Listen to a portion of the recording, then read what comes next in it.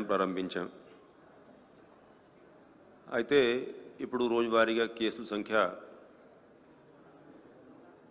కొంచెం మధ్య మధ్యలో పెరుగుతూ ఉంది. ప్రజల్లో కూడా ఎన్ని కేసులు వస్తున్నాయి, ఎన్ని మరణాలు వస్తున్నాయి, ఫెసిలిటీస్ ఏ విధంగా ప్రభుత్వం ఏర్పాటు చేసుకుంటా ఉంది, ఎటువంటి నిర్ణయాలు ప్రభుత్వం తీసుకోవడం జరిగింది, ఇవంతా కూడా మళ్ళీ టైం టు టైం ఇప్పుడు కమ్యూనికేట్ చేసుకోవాల్సిన అవసరం అనిపించింది. కాబట్టి ఈ సమావేశం మనం ఏర్పాటు చేసుకున్నాం. అయితే ఫస్ట్ ఒక 2-3 ఫ్యాక్ట్స్, ఫిగర్స్. గత 24 గంటల్లో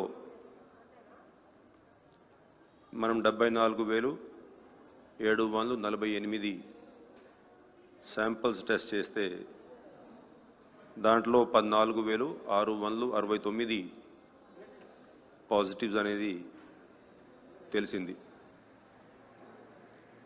అదేవిధంగా 71 డెత్స్ ఈ 24 గంటల్లో జరిగాయి. అంటే 19.62% పాజిటివిటీ, 0.48 ఏమో మోర్టాలిటీ. సో ఇట్లాగా మనం ఇప్పటి వరకు ఉన్నటువంటి మొత్తం పిక్చర్ చూసుకున్నట్లయితే 1,62,17,831 టోటల్ టెస్టులు నిర్వహిస్తే ఇప్పుడు వరకు 10,69,544 పాజిటివ్స్. అంటే ఓవరాల్ మనది ఇప్పుడు వరకు పాజిటివిటీ రేట్ అయితే ఉందో అది 6.59. అదేవిధంగా 7,871 టోటల్ డెత్స్, అంటే ఓవరాల్ మోర్టాలిటీ రేటు 0.74. సో ఇవి ఓవరాల్ మనకి పాజిటివిటీ టెస్టుల విషయం. చేసినటువంటి టెస్టులు అన్నీ కూడా ఆర్టీపీసీఆర్ టెస్టులు. ఎందుకంటే గవర్నమెంట్ ఆఫ్ ఇండియా కూడా టైం టు టైం తెలియజేసింది అంటే ఆర్టీపీసీఆర్ టెస్టులు ఎక్కువ చేస్తే మంచిది. ఆ ఉద్దేశంతో గవర్నర్లు, ముఖ్యమంత్రి వర్యులు 100% ఆర్టీపీసీఆర్ టెస్ట్ చేస్తే బాగుంటుంది అనేది ఒక నిర్ణయం తీసుకున్నారు. దానివల్ల ఇవన్నీ టెస్టులు కూడా ఆర్టీపీసీఆర్ టెస్ట్ మనం నిర్వహించాం. అంటే గత సంవత్సరం ఫస్ట్ వేవ్లో మీరు చూసి ఉంటారు. అప్పుడు మనం ఆర్టీపీసీఆర్, ర్యాపిడ్ టెస్టులు, ట్రూ నాట్ టెస్టులు ఇవన్నీ కలిపి 75,000, పీక్ సమయంలో 79,000, 80,000 వరకు కూడా వెళ్ళిన సందర్భాలు ఉన్నాయి. గత 10-15 రోజుల్లో మనం టెస్టుల సంఖ్య బాగా పెంచి,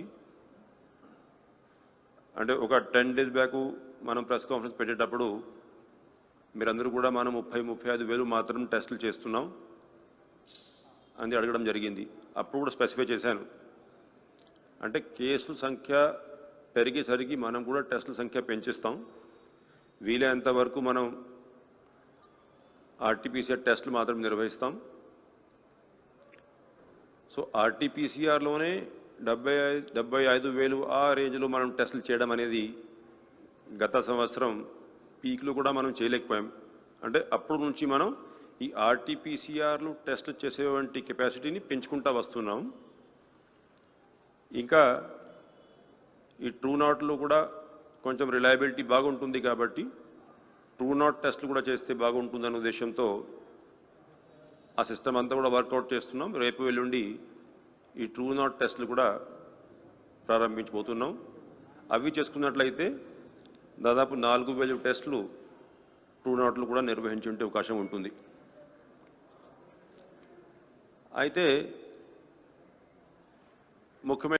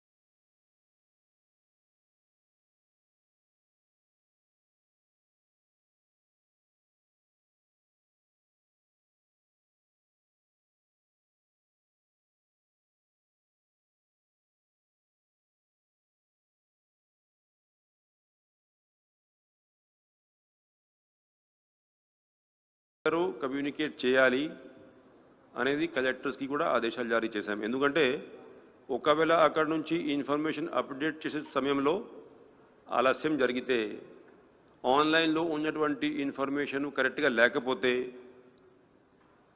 పేషెంట్స్ ఎవరైనా ఈ ఆన్లైన్ డేటా చూసుకొని హాస్పిటల్స్కి వెళ్ళి ఇబ్బంది పడేటువంటి అవకాశం దాంట్లో ఉంటుంది కాబట్టి స్ట్రిక్ట్ ఆదేశాలు జారీ చేశాం. దట్ ఈ డేటా అంతా కూడా పర్ఫెక్ట్గా ఉండాలి, రియల్ టైం బేసిస్లో అప్డేట్ కావాలి. దీంట్లో ఒక 1-2% లోపాలు ఉండొచ్చు, అంత తప్పు ఏమీ ఉండదు. బట్ ఎస్, అప్లోడింగ్లో ఒక 1-2%, ఎందుకంటే ఒక 2-3 గంటలకి అప్లోడ్ చేశారనుకోండి, ఈలోగా అక్కడ బెడ్స్ ఫిల్అప్ అయ్యే అవకాశం ఉంటుంది. సో అది రియల్ టైంలో అప్డేట్ చేయడానికి ఇవాళ ఉదయం గ్రూప్ ఆఫ్ మినిస్టర్స్ కూడా సమీక్షా సమావేశం నిర్వహించి పరిస్థితి అంతా కూడా సమీక్షించుకున్నారు. దాంట్లో కూడా ఆదేశాలు జారీ చేశారు. అంటే ప్రతి ఒక్క ఇంపార్టెంట్ హాస్పిటల్ దగ్గర ఎక్కడైతే బెడ్ సంఖ్య ఎక్కువ ఉందో అక్కడ డేటా ఎంట్రీ ఆపరేటర్స్ సరిగా ఉన్నారా లేరా, ఏమైనా ఇష్యూ ఉంటే ఏదైతే మనము వార్డ్ సెక్రటేరియట్లో లేకపోతే విలేజ్ సెక్రటేరియట్లో మనం డిజిటల్ అసిస్టెంట్స్ని పెట్టి ఉన్నాం. అటువంటి వాళ్ళని అయినా 3 షిఫ్ట్స్లో డ్యూటీస్ ఇచ్చి రియల్ టైంలో ఈ డేటా అప్డేట్ అయ్యే విధంగా చూసుకోవాలని గ్రూప్ ఆఫ్ మినిస్టర్స్ ఆదేశం జారీ చేశారు. ఇప్పుడు మేము ఈవినింగ్ 6:30 నుంచి కలెక్టర్స్ కాన్ఫరెన్స్ నిర్వహించి వాళ్ళందరికీ కూడా ఆదేశాలు ఇవ్వబోతున్నాం. ఎందుకంటే ఈ డేటా ఎంత అయితే రిలయబుల్గా ఉంటుందో ప్రజలకి అంత నమ్మకం ఈ సిస్టమ్ మీద పెరిగే ఉంటే అవకాశం ఉంటుందనేది వారందరూ కూడా గుర్తు చేశారు. సో ఇంకా సెకండ్ పాయింట్ రెమ్డెసివిర్ ఇష్యూకి వస్తే ఇవాళ ఉదయం వరకు గవర్నమెంట్ హాస్పిటల్ సిస్టంలో ఏదైతే మనం ఎంఎస్ఐడిసి ద్వారా రెమ్డెసివిర్ సప్లై చేసేటువంటి పద్ధతి ఉందో ప్రభుత్వ ఆసుపత్రులు అన్నింటిలో కలిపి 28,994 రెమ్డెసివిర్ డోసులు జిల్లా వారీగా హాస్పిటల్ అన్నింటికి అందుబాటులో ఉన్నాయి. దాంట్లో జిల్లా వారీగా బ్రేకప్ నేను చదవాల్సిన అవసరం లేదనుకోండి, 1-2 జిల్లాలు ఉదాహరణగా చెప్తాను. శ్రీకాకుళం ఉందనుకోండి 2,912, అనంతపురం ఉందనుకోండి 1,569, ఇట్లా జిల్లా వారీగా బ్రేకప్ మనం డైలీ బేస్ మీద మానిటరింగ్ చేస్తూ ఉన్నాం. గవర్నమెంట్ హాస్పిటల్ సెటప్లో ఎక్కడ కూడా రెమ్డెసివిర్ ఇష్యూ అనేది గవర్నమెంట్ సప్లై ఉంది కాబట్టి ఎక్కడ కూడా సమస్య లేదు. అయితే ప్రైవేట్ హాస్పిటల్ వచ్చేసరికి, ఎందుకంటే మీరందరూ కూడా చూసి ఉంటారు, మొన్న కూడా మీకు తెలియజేశాను ప్రెస్ కాన్ఫరెన్స్లో 2 days బ్యాక్, మనం ప్రైవేట్ హాస్పిటల్స్కి కూడా ఏదైతే జిల్లా కలెక్టర్లు రికగ్నైజ్ చేసేటువంటి హాస్పిటల్స్ ఉన్నాయో, ఇప్పుడు ఇల్లీగల్గా ఆథరైజేషన్ లేకుండా ఎవరూ కూడా కోవిడ్ పేషెంట్స్ని అడ్మిట్ చేయకూడదు, ట్రీట్ చేయకూడదని స్పష్టమైనటువంటి ఆదేశాలు ఉన్నాయి. ఎవరైతే హాస్పిటల్ సరి అయిన ఫెసిలిటీ ఉండి కలెక్టర్ దగ్గర నుంచి రికగ్నిషను పర్మిషన్ తీసుకున్నారో, అది వాళ్ళు ఆరోగ్యశ్రీ కింద ఉండొచ్చు, టెంపరీ ఆరోగ్యశ్రీ కింద రికగ్నిషన్ తీసుకుని ఉండొచ్చు 3 monthsకి, లేకపోతే పూర్తిగా ప్రైవేట్ ట్రీట్మెంట్ అయినా ఆన్ పేమెంటు ప్రైవేట్ పేషెంట్స్కి ఇస్తూ ఉండొచ్చు. ఏ కేటగిరీ అయినా సరే ప్రైవేట్ హాస్పిటల్స్ ఏవైతే ఉన్నాయో వాళ్ళకి కూడా డ్రగ్స్ డిపార్ట్మెంట్ ద్వారా ఏడీ డ్రగ్స్ జిల్లా స్థాయిలో ఉన్నటువంటి ఆఫీసరు ఏ హాస్పిటల్ ఎంత స్టాక్ తీసుకుంటా ఉన్నారు, ఆ హాస్పిటల్కి ఎవరికైనా ఏమైనా కొరత ఉంటే గవర్నమెంట్ ఏ విధంగా సహాయం చేసుకోవాలి, ఏ విధంగా ఉపయోగపడాలి, ఏ విధంగా వాళ్ళకి రెమ్డెసివిర్ మనం మొబిలైజ్ చేసుకోవాలి, ఆ డేటా ఆ డీటెయిల్స్ ఇప్పుడు నేను మీకు తెలియజేస్తాను. 2 రోజుల క్రితం మనం ప్రెస్ కాన్ఫరెన్స్ పెట్టేటప్పుడు ఈ కొత్త విధానం ఏదైతే మేము ప్రవేశపెట్టాం, అంటే ప్రైవేట్ హాస్పిటల్స్కి రెమ్డెసివిర్ అవసరం ఉంటే వాళ్ళు అసిస్టెంట్ డైరెక్టర్ డ్రగ్స్ దగ్గర ఇండెంట్ పెట్టుకోవచ్చు. ఇండెంట్ పెట్టినట్లయితే ఈ రాష్ట్ర వ్యాప్తంగా అన్ని హాస్పిటల్ ఇండెంట్ ఎంత ఉంది వెరిఫై చేసుకొని ఆ సరిపోయేటట్లు రెమ్డెసివిర్ స్టాకు మనం జిల్లా వారీగా సరఫరా చేసుకొని మళ్ళీ అదే ఏడీ ఆధ్వర్యంలో ఆ హాస్పిటల్స్కి చేరే విధంగా సిస్టమ్ ఒకటి ప్రవేశపెట్టాం. ఆ సిస్టమ్ కింద ఇప్పుడు మీరు చూసుకోండి, డేటా మీకు తెలియజేస్తాను. గత 3 రోజుల్లో ఫస్ట్ డే అయితే టైం తక్కువ ఉండింది, ఈవినింగ్ వరకు, కాబట్టి 1820. నిన్న అయితే 6743.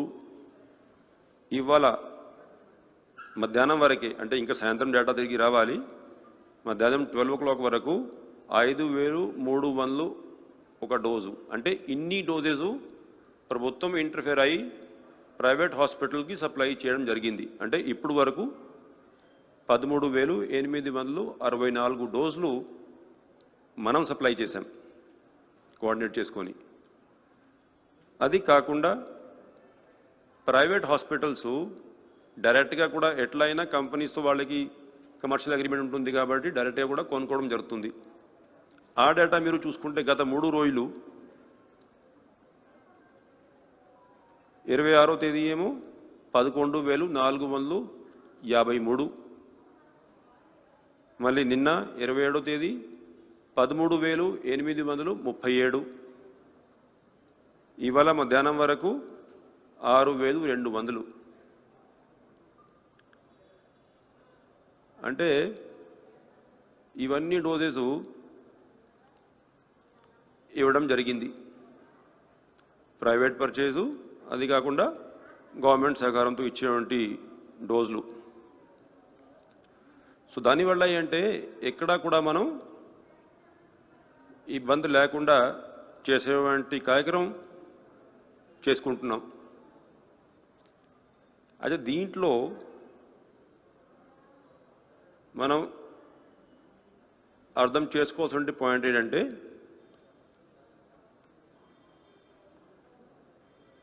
ఎన్ని డోసెస్ మనము, అంటే ఓవరాల్ మీరు చూసుకున్నట్లయితే గవర్నమెంట్ సప్లైతో కలిపి దాదాపు ఎంత 30,000 డోసులు ఈ 3 రోజుల్లో ఇప్పటి వరకు మనం ఇవ్వడం జరిగింది.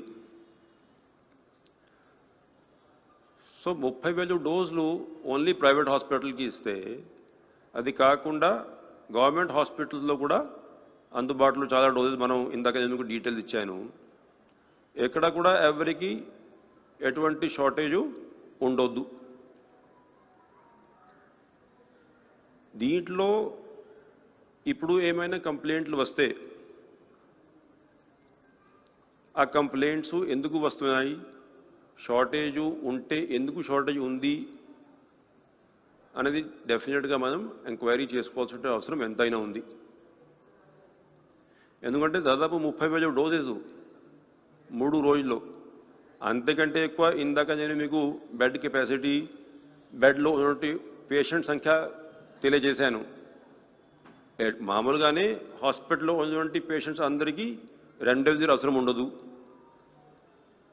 పేషెంట్ సంఖ్యతో పోల్చుకుంటే మనం సప్లై చేసేటువంటి రెమ్డెసివిర్ క్వాంటిటీ టోటల్ 2 సెక్టర్లు, గవర్నమెంట్ ప్రైవేట్ అంతా కలుపుకొని దాదాపు 30,000 డోసులు ఈ 3 రోజుల్లో, అది కూడా మధ్యాహ్నం వరకు, ఇంకా ఈవినింగ్ కూడా కొంత పోతుంది అనుకోండి, అది తక్కువ క్వాంటిటీ ఏమీ కాదు. అయితే ఒకవేళ ఎవరైనా హాస్పిటల్ మేనేజ్మెంటు పేషెంట్ని మీరు బయట పోయి కొనుక్కోండి అని చెప్పారనుకోండి, దానికి ఒక కారణం ఏముండొచ్చు అంటే ఆ హాస్పిటలు కలెక్టర్ గారి దగ్గర నుంచి రికగ్నిషన్ పొందకుండా ట్రీట్మెంట్ చేసేటువంటి అవకాశం ఉండొచ్చు. అది ఇన్స్పెక్ట్ చేయాల్సిన అవసరం ఉంది. లేకపోతే రికగ్నిషన్ ఉండి ఈ డోజెస్ ఇవన్నీ తీసుకొని పేషెంట్ని బయట పంపిస్తారంటే ఏమైనా హోర్డింగ్ చేసి ఉండే అవకాశం ఉంది, లేకపోతే బ్లాక్ మార్కెటింగ్ చేసి ఉండే అవకాశం ఉంది. ఇవి 2 అరికట్టాలి. దానికోసం ఏం చేయాలి ఇప్పుడు మనం? దానికోసమే ఈ మొన్న నేను మీకు తెలియజేశాను. అంటే జిల్లాలో ఈ ప్రైవేట్ హాస్పిటల్ నెట్వర్క్ ఏదైతే ఉందో, ఎవరికైతే కలెక్టర్స్ పర్మిషన్ ఇచ్చారో, ఒక 5-6 హాస్పిటల్స్ని ఒక క్లస్టర్గా తీసేసుకొని ఆ హాస్పిటల్స్కి ఒక్కొక్క జిల్లా స్థాయి అధికారిని క్లస్టర్ ఇన్ఛార్జ్గా పెట్టి పోయి ఈ హాస్పిటల్స్ ఇవన్నీ కూడా ఇన్స్పెక్షన్స్ చేసుకోమన్నారు. ఏ విధంగా జరుగుతూ ఉంది. అది కాక ఆ క్లస్టర్ చుట్టుపక్కల ప్రాంతంలో ఏమైనా ప్రైవేట్ హాస్పిటల్ ఇల్లీగల్గా పేషెంట్స్ ట్రీట్మెంట్ ఇస్తూ ఉంటే అది కూడా పోయి ఇన్స్పెక్షన్ చేయాలని చెప్పి వాళ్ళకి ఆదేశాలు జారీ చేశాం. ప్రతి ఒక్క జిల్లాలో 3 డిపార్ట్మెంట్ అధికారులతో, దాంట్లో medical department, drugs department, vigilance department, 3 department అధికారులతో జిల్లా లెవెల్ ఫ్లయింగ్ స్క్వాడ్ ఒకటి ఏర్పాటు చేసుకొని ఎప్పటికప్పుడు కంప్లైంట్స్ దృష్ట్యా ఇన్స్పెక్షన్స్ చేసుకోమన్నాం.